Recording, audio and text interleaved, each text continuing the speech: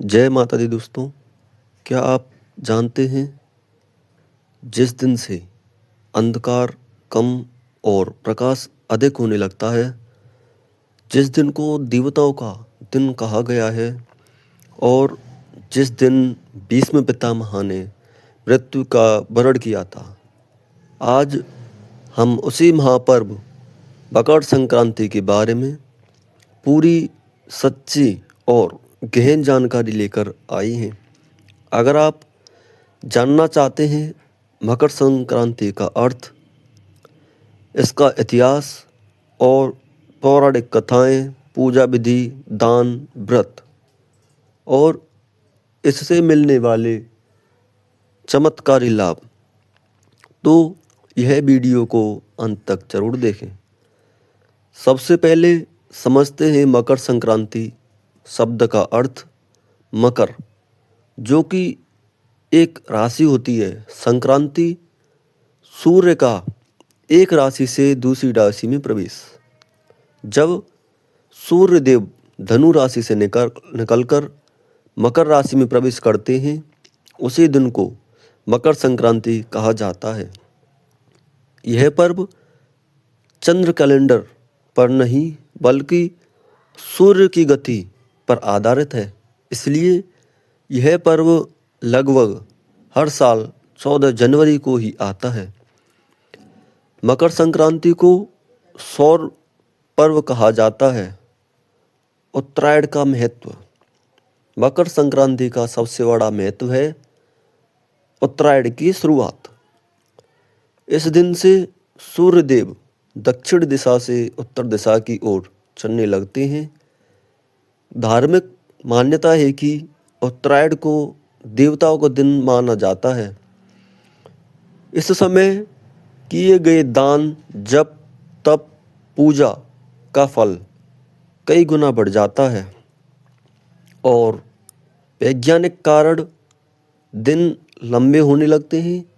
सूर्य की ऊर्जा पृथ्वी पर अधिक प्रभाव डालती है, शरीर में आलस्य कम और ऊर्जा बढ़ती है।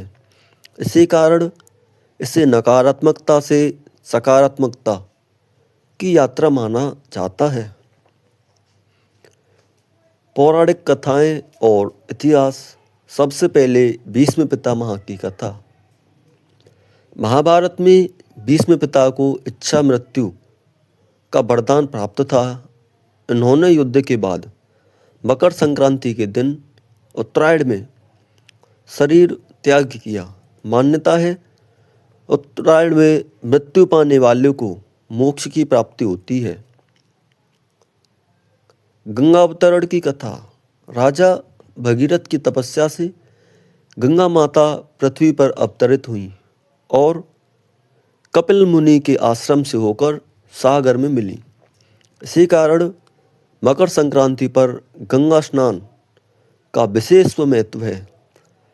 प्रयागराज, हरिद्वार जैसे स्थानों पर कुंभ व स्नान होते हैं। अंतिम कथा सूर्य और शनिदेव की। मकर संक्रांति के स्वामी हैं शनिदेव और सूर्यदेव उनके पिता हैं। मान्यता है कि इस दिन सूर्यदेव अपने पुत्र शनि के घर जाते हैं, इसलिए यह दिन संबंधों में मधुरता का प्रतीक है। मकर संक्रांति पर क्या क्या परंपराएं हैं, तो सबसे पहले पतंग उड़ाना। इसका अर्थ होता है जीवन में ऊंचाइयों का प्रतीक। तिल गुड़ खाना और बांटना। खिचड़ी, दही और पोंगल ऋतु के अनुसार स्वास्थ्य संतुलन। दान पुण्य, जैसे तिल, चावल, कंबल, वस्त्र, गुड़, घी, ये दान करने चाहिए। और अलग अलग जगह पर इस पर्व के अलग अलग नाम हैं, जैसे कि तमिलनाडु में पोंगल, पंजाब में लोहड़ी या माघी, असम में माघ बिहू, उत्तर भारत में खिचड़ी पर्व।